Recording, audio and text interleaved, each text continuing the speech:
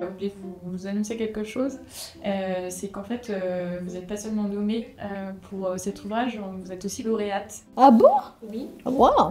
Écoutez, je suis vraiment ravie parce que c'est un peu le couronnement de mes travaux, quoi. C'est magnifique, merci.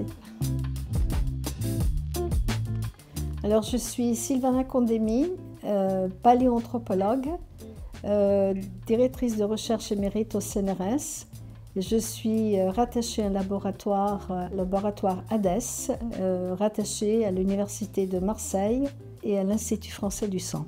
Alors, mon ouvrage s'appelle « Néandertal à la plage » et le sous-titre, c'est « Nos frères disparus dans un transat ». Dans ce titre, il y a un peu tout, c'est-à-dire que c'est un livre sur une population disparue. En tant que paléoanthropologue, je travaille donc sur l'origine de notre espèce Homo sapiens et sur les espèces qu'il y a eu avant la nôtre. Donc, Néandertal était une population fossile qui a peuplé l'Europe pendant une très très longue période. Et le sous-titre dit « Nos frères disparus ». Donc c'est une phrase très importante parce que c'est une population humaine qui a disparu. Et elle a disparu quand nous, sapiens, nous sommes arrivés sur ce territoire européen il y a environ 40 000 ans. Alors j'ai écrit cet ouvrage avec Jean-François Mondeau, qui a plus l'habitude que moi de divulgation scientifique.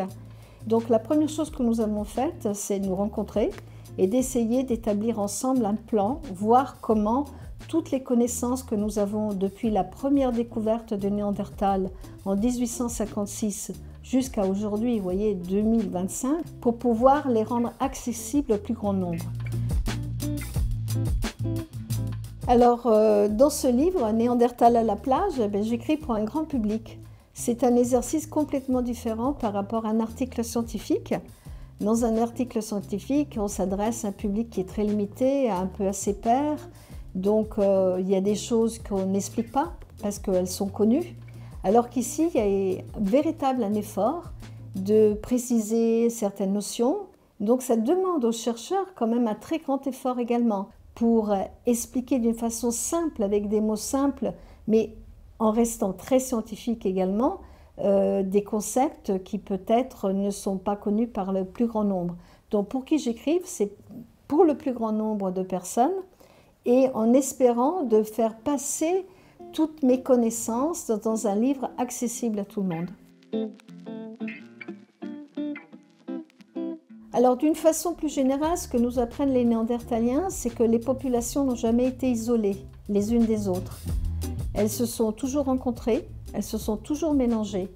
Le fait que nous, sapiens, nous ayons des gènes de Néandertaliens, ça montre bien que quand Sapiens est arrivé sur le territoire de Néandertal, bien, ils se sont rencontrés, ils ont sans doute échangé des techniques, mais également des gènes. Et le nous, Sapiens, quand nous sommes allés en Asie, nous n'avons pas simplement rencontré en Europe Néandertal, mais en Asie, Denisova. Donc ça veut dire que les populations n'ont jamais été isolées, qu'il y a toujours eu du métissage. Quand on voit aujourd'hui les gènes que nous avons, nous, sapiens, qui nous viennent à la fois de Néandertal, l'européen, et de Denisova, l'asiatique, ce sont des gènes qui nous ont été très utiles pour pouvoir vivre dans des territoires auxquels nous n'étions pas habitués, dans des territoires qui étaient tempérés, voire froids, et aussi dans des territoires en haute altitude.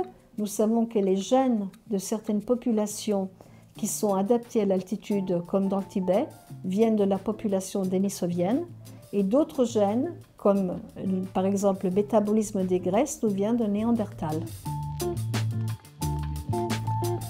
Je crois que la première chose à faire, c'est vraiment divulguer le savoir. Je crois que c'est très très important que le grand public sache qu'est-ce que nous faisons exactement. Donc, il faut expliquer comment on arrive à ces résultats, qu'est-ce que ça apporte. Par exemple, tout à l'heure, on a parlé de génétique des Néandertaliens. Ce n'est pas simplement ludique de connaître la génétique des Néandertaliens. Ça nous donne quand même une idée de comment étaient des gènes il y a 40 000 ans, il y a 100 000 ans. Et donc, c'est très important de voir comment, par exemple, certains gènes ont pu évoluer, comment on peut intervenir, comment certaines maladies peut-être pourront être dans le futur soignées grâce à une meilleure connaissance aussi de certaines populations fossiles. C'est-à-dire, je pense qu'un livre peut éveiller la curiosité et peut donner envie d'aller encore plus loin, de lire encore plus, de connaître encore plus. Et je pense qu'il n'y a que par la connaissance et par une envie de connaître, une curiosité qu'on peut développer chez les jeunes pour leur donner envie d'aller vers les sciences.